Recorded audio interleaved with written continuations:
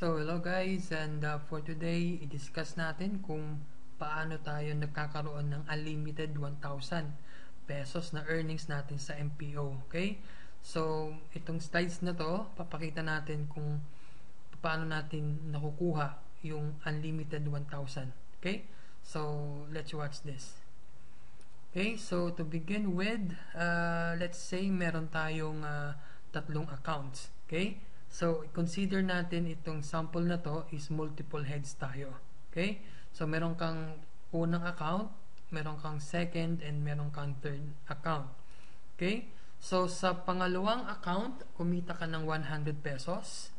Okay? So, as DR bonus sa inyong account number 1. Okay?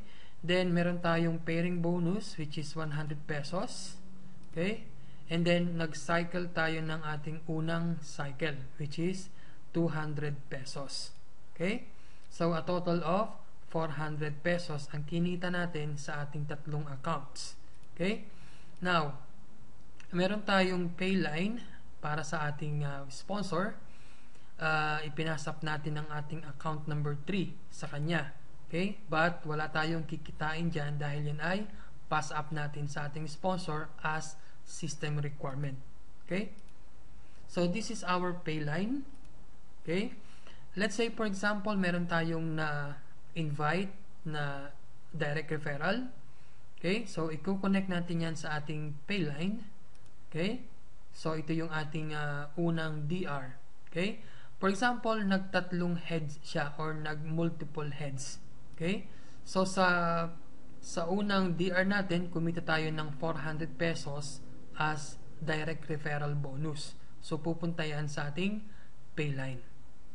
Okay? So, meron tayong DR bonus sa ating unang account o sa ating unang direct referral. Okay? What if nagkaroon siya or nag-invite din siya ng dalawang friends? Okay? So, si direct referral 1 at direct referral number 2 ng ating unang direct referral. Now, nag-cycle si direct referral A.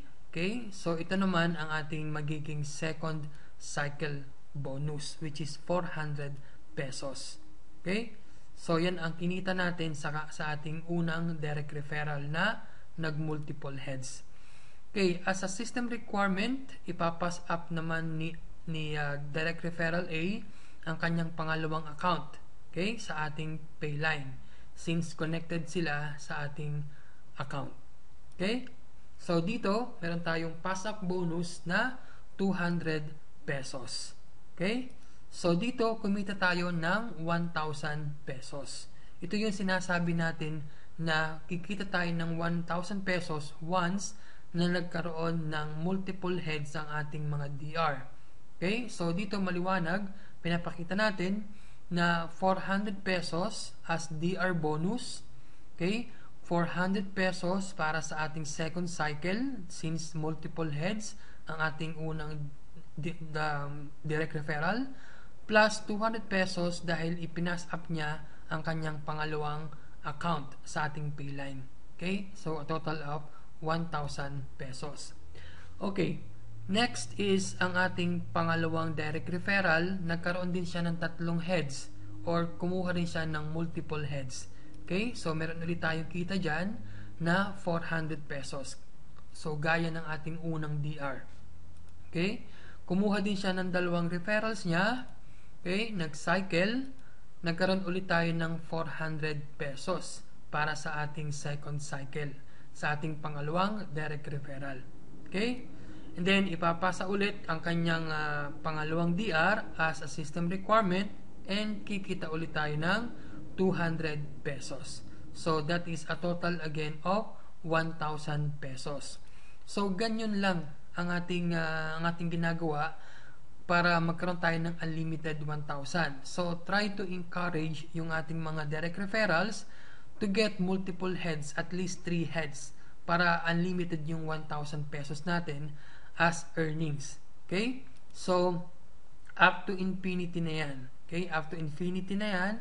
As long as meron tayong direct referrals na nagmo-multiple heads, continuous ang ating magiging 1,000 pesos as earnings. Okay? So, in this example, it shows that you have multiple heads. Okay? So just assume that account number 2 and account number 3 are your direct referrals if you have just one head.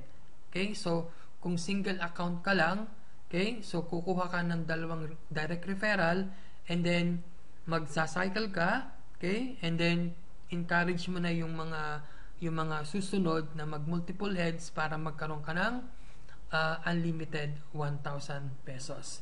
Okay, so ito yung ating demonstration kung paano tayo magkaroon ng unlimited 1,000 earnings sa ating MPO account.